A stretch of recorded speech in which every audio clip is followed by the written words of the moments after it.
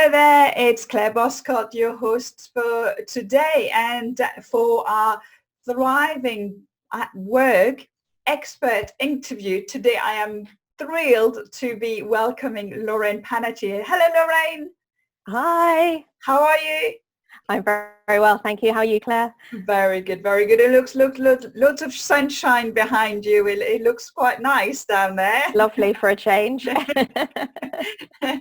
Lorraine, we've known each other for quite a long time here in Jersey, and with different hats on, because when we met the first time, you were a food coach, and you have been in health and nutrition for over 20 years now. That's correct, isn't it?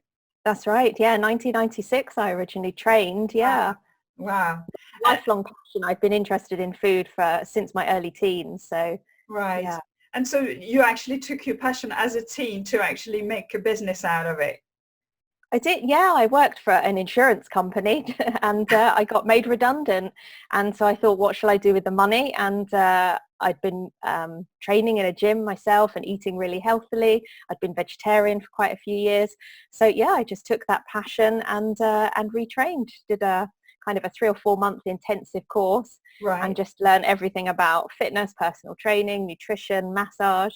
So yeah, that kind of kick-started a new career. Wow, this is quite amazing. I think, well, I mean, we can't do anything with our health, really. I mean, health is our life. You know, if we're not healthy, we would die, really. So, isn't it? I mean, it's sometimes we take it for granted, don't we? Because we just naturally go and eat, and but without really realizing that, that nutrition and health just keep us alive, really, on a daily basis.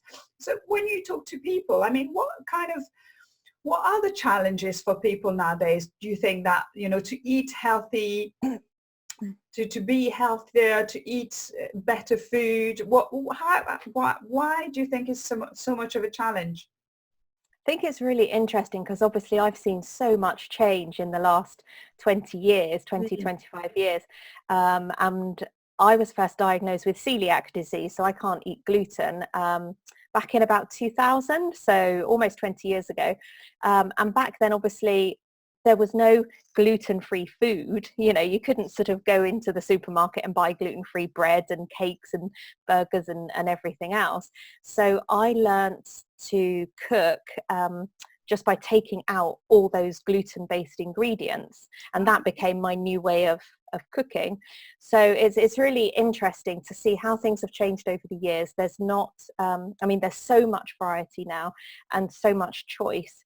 And choice can sort of disable us sometimes. It can make it so scary. It's like, you go into the supermarket and which thing do I choose? There's 10 different options to choose from. What do I choose? And I think the biggest obstacles I think most people see are either cost. So they say, well, I can't eat healthy because it costs too much. And obviously, there's plenty to say to blow that one out of the water. So cost is one thing.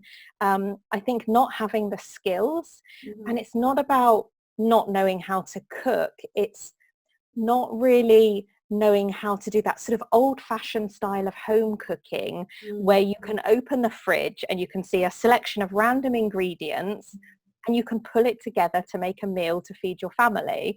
Lots of people can get a cookery book and go out with a list of ingredients, buy everything and put it together. That style of cooking isn't that difficult, but it's being able to do that old-fashioned sort of what your mum and your grandma or your great-grandma could do.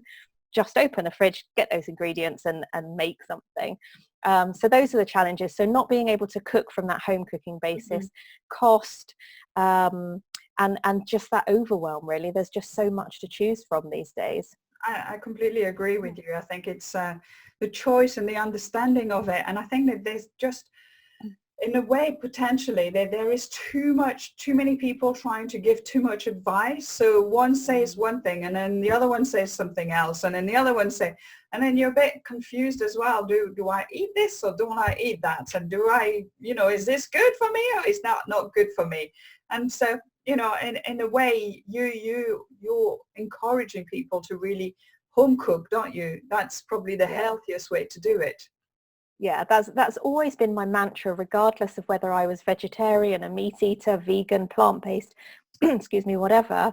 It's always been real food from real ingredients, you know, and I don't mind if you're eating meat and fish in that or you're completely plant-based, but just go and buy nice, healthy, quality, local, seasonal ingredients.